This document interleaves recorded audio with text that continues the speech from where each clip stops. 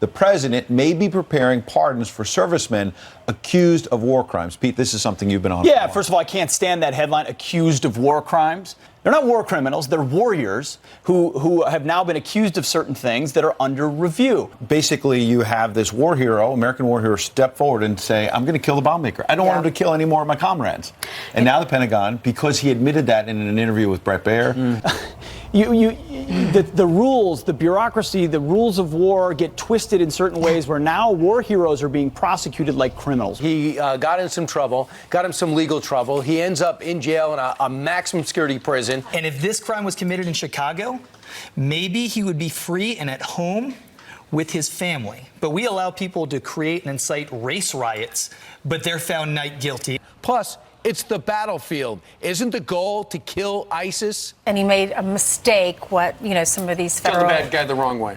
He killed a bad guy. Because of catch of release, because we're killing bad guys the right way, we're releasing these guys, and then we're capturing them again, killing someone who we know killed Americans. Who's a terrorist. Who was a terrorist. I just don't know of an American who's unhappy that there's one less Taliban bomb maker trying to kill our troops on the planet. So why wasn't that bomb maker on the kill list? Because they're not killing the enemy in the right way. They're killing compassionately. Like the Pocket Square. And and when buildings start blowing up over here, and they don't really have a compassionate way to take out skyscrapers. Academic rules of rules of engagement, which have been tied in the hands of our warfighters for too long. He's charged with murder. He was convicted of murder, and who he murdered were members of the enemy on a battlefield. He was sent to fight for this country. He made a tough call. He kills the guy. This story percolates to the top because the Pentagon is deciding to prosecute this Green Beret, which I think is a lot of us looking sideways at it saying, if he did his job and killed a bad guy, how in the world are we now prosecuting him?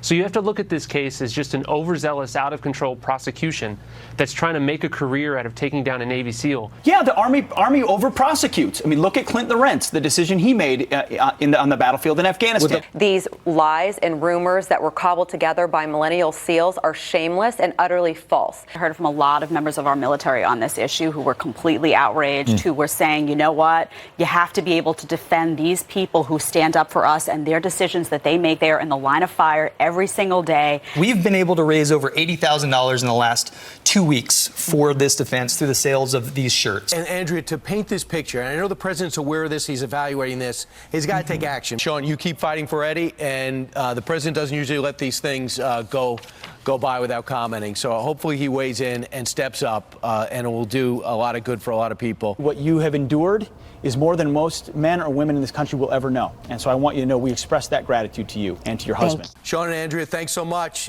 We have your back, and I look forward to having Eddie on the show soon. They're going to love this. Yeah. These are the good guys. These are the war fighters. And making a move like this by Memorial Day would be, I would be interesting. Wow.